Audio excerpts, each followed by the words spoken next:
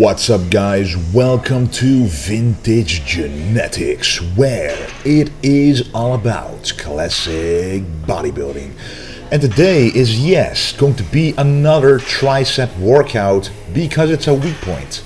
And my workout split basically consists of 4 different days, and one of them is purely and only the triceps with a little bit of delts at the end, but mainly prioritizing the triceps, as you can see, starting out with that main movement. Working out at 100% fit gym in Best, the Netherlands, with Kane, my brother, and my dad. And it's pretty nice to be able to train with the 3 of us because we've always been doing that pretty much since the beginning. But since I moved to Eindhoven and Best, and it takes about 45 minutes to get there, compared to where I previously lived, so that's why we don't always are able to work out together, but we're trying to do it at least once a week. And even though it's still another tricep workout, you can see different exercises, different ways to make that muscle group grow, because it is important to hit a weaker muscle group from a lot of different angles using the basics: consistency, progressive overload, and time under tension. And that is what I'm going to show you in this video. So we're first starting out with the pin press. And the pin press basically is just like a bench press, but holding it more narrow, more close together. So pretty much hold it shoulder width. That should be your grip. And you also have these safety bars right there. So we're just using this power rack, this rack you can use in other gyms as well if they have it, or you can use it on a bench press or even a Smith machine if you cannot use it on the bench press. But the thing is, you have to put the safety bars in such a way that when you grip it, when it's laying, when the barbell is on the safety bars, that your your upper arms are parallel to the floor at least. That way you will get a nice stretch in the triceps without activating the chest and the shoulders. You want to isolate the triceps as much as possible. So during a regular bench press, your grip is wider, you target the chest a lot more, and of course you always also target the triceps, but it's not the main mover of this exercise when you're doing the bench press. But when you're doing the pin press right here, which is what I call it, then you will hit the triceps with all the load. You still need to have some mind-muscle connection, because if you can see here, even when it gets really heavy, I push upwards explosively, but control the weight on the way down, and I keep the tension on the triceps. At the bottom, I pause it so I can take all the momentum out, and every time I press up, it's from a dead stop, contracting the muscle fibers to a maximum. So first, at a few warm-up sets at the beginning, I like to do 10 to 12 reps, slowly going to 8 reps, and then to a minimum of 5 reps at the last few sets, because those 5 reps allow me to go heavier without doing too much volume, to really focus on maximizing the contraction of those muscle fibers, really overloading them with weight.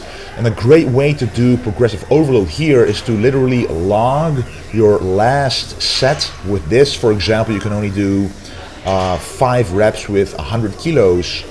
Next time try 5 reps with 105 kilograms. Or sometimes you can only do 4 reps with 100 kilos. Next time try 5 reps. You always should try to stick around that 5 rep mark and try to improve your weight every single time. When I first started, I was only able to do around 130 kilograms, and then now I'm able to do a lot heavier, even though I don't weigh as much as before, because I am a little bit leaner now, got rid of some extra fats. And that feels better for me, so I can actually see the weak points like the triceps improve, whether they actually improve or not. But we're going quite heavy here, really focusing on the way down. And when you go upwards, you should try to fully contract the triceps. You should try to mimic like a tricep extension at the very top. And you can see me doing that here at this last set with 160 kilograms.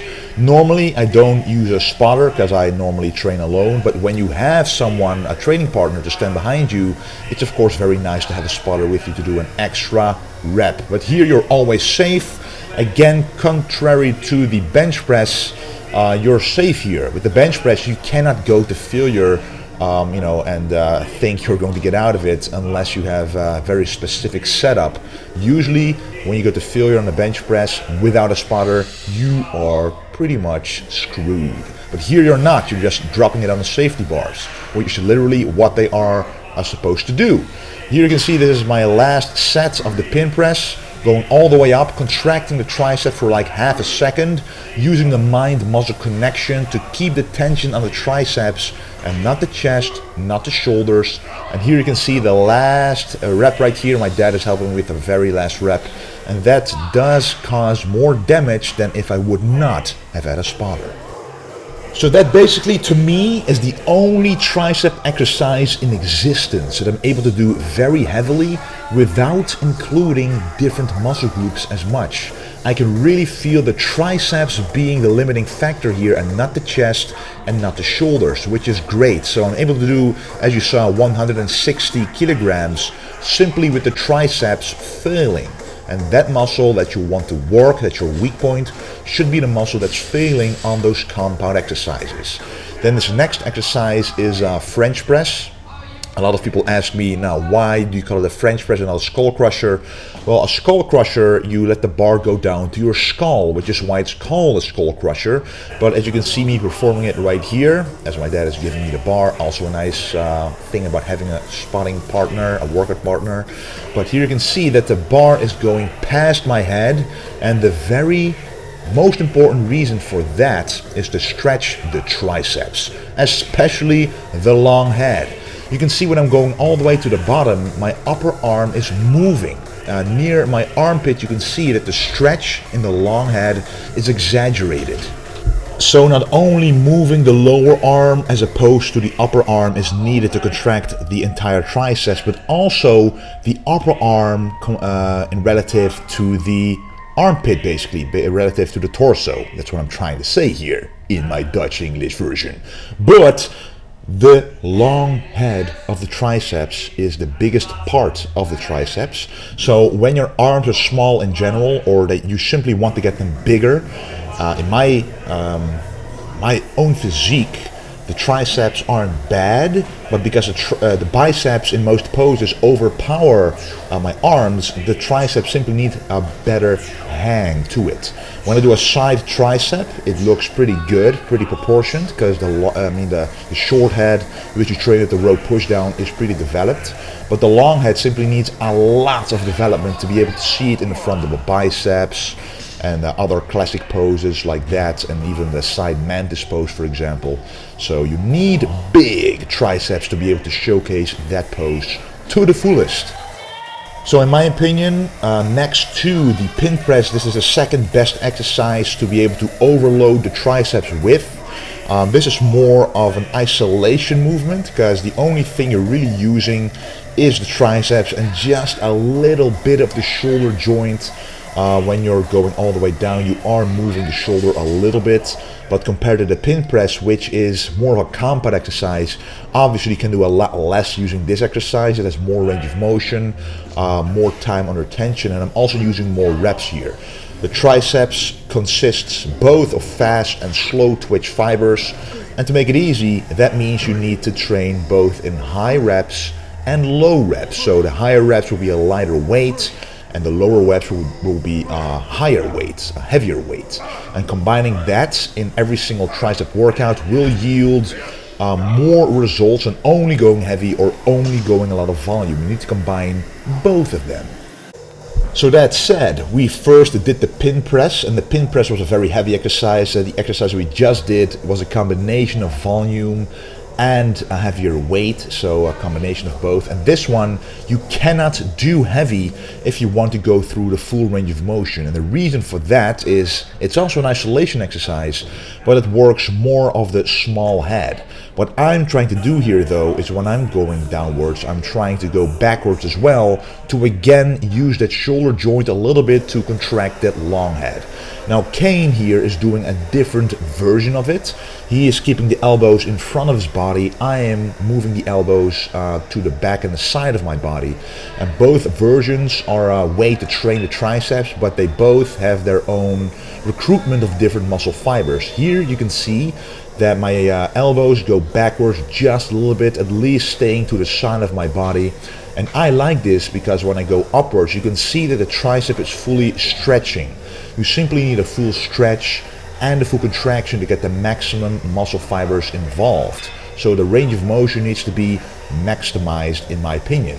Here with Kane's version, you can do a little bit more weight because you can extend the triceps a little easier and you can hit the small head of the triceps better. So if you stand in front of the mirror and you look at your arms and your arms aren't wide, they are not thick, you should work on the small head of the triceps a little more because that's what causes the thickness along with the brachialis muscle of the biceps and the biceps themselves. But the small head of the triceps is what creates the thickness on the side of your arm, and the long head of the triceps creates overall thickness, overall width and fullness of the arm. So here, this is a third set. I'm not doing a lot of sets because if I would do that, will be a lot of junk volume, and that kind of volume you don't want in your workout plan. You only want to do volume that is needed to really put all the blood in the muscle, combined with using a weight that you cannot do like 20 or 30 reps with, because if you do that, it's simply too light of a weight. Only for certain exercises and certain muscle groups you can every now and then do sets like that, but for 90% of the time, in my opinion, you should stick to the 10 to 15 rep range and go even lower on some heavy compound exercises, for example the pin press that we just did. Now that we finished the rope pushdown, it is time for a unilateral exercise. What that basically means is that we use one arm at a time, and usually most people like to start with the right side and then the left side. For me, the left side is actually stronger than the right side, so that's why I start with the right side. You always want to start it with the weakest part of your body or the smallest part of your body, depending what your goal is. But this is a very good exercise to target the long head again. The underhand grip makes it easier to contract those triceps. You always work all three heads, let's get that straight, but you can emphasize different parts of a muscle by using different grips, different angles, which is why we don't stick to one exercise but actually do several exercises. Now, if you do this exercise and it's very easy to you, you simply did not do enough work on the previous exercises, because this one should be and feel like a finisher. This already feels very difficult. You should be able to fully contract all the way down. Here you can see it with this incredible lighting right here. You can see the striations in the triceps being caused by the contraction. If you're not lean enough, and that's why I like to stay lean, I can literally see my body and muscles working. Sometimes you're feeling like you're going all the way down, but you're not. You have to visually see the difference as well. And in my opinion, and I've said it before, if you use a full range of motion with a proper contraction at the very end, you create a different quality of muscle compared to someone who always uses like 70 or 80% range of motion, because you're never really getting that contraction, and only at this contraction point you can see those striations being caused. And if you're never causing those striations to visually appear, you're not etching them into your muscle. So repetition, consistency, and doing this over time with progressive overload will give you those high quality muscles.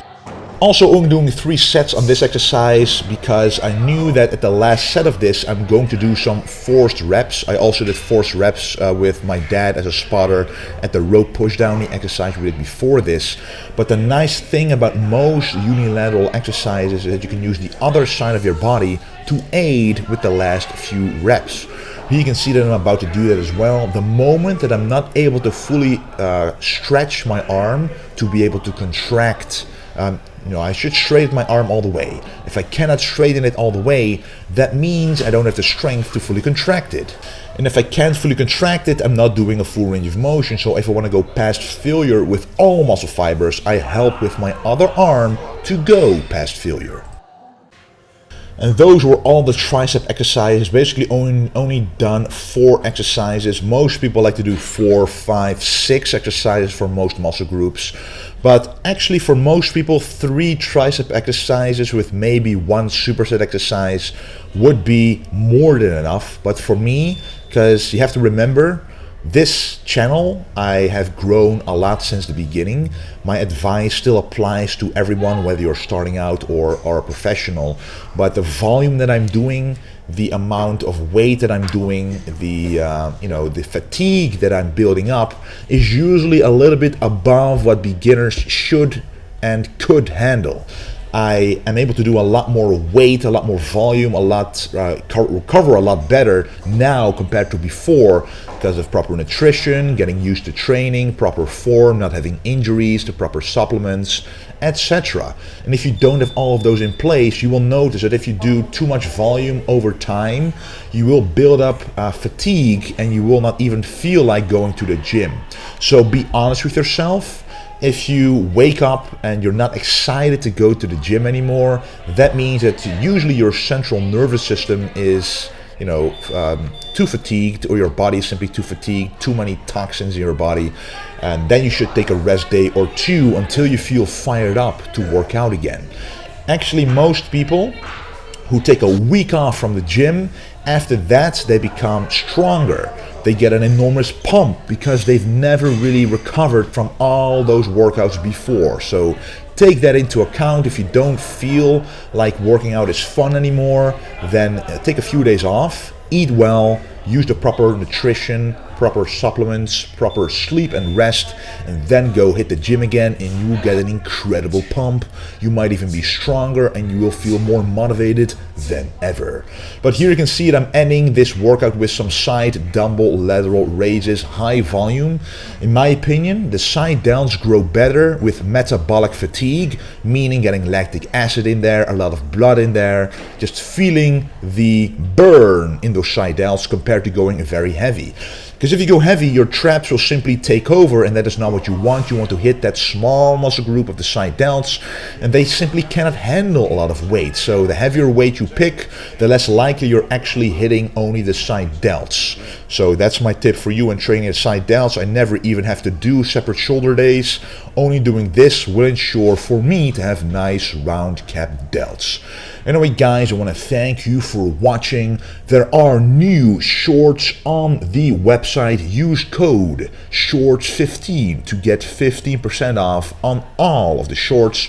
We have some new performance shorts, but also the classic Bermuda shorts are on there with some other premium shorts. But check out the website, and I just really want to thank you for all the support, because without you guys, I would not have even been able to set up a website like this and sell clothing all over the world, which is really a dream come true. Again, I want to thank you for watching, and don't forget to stay golden.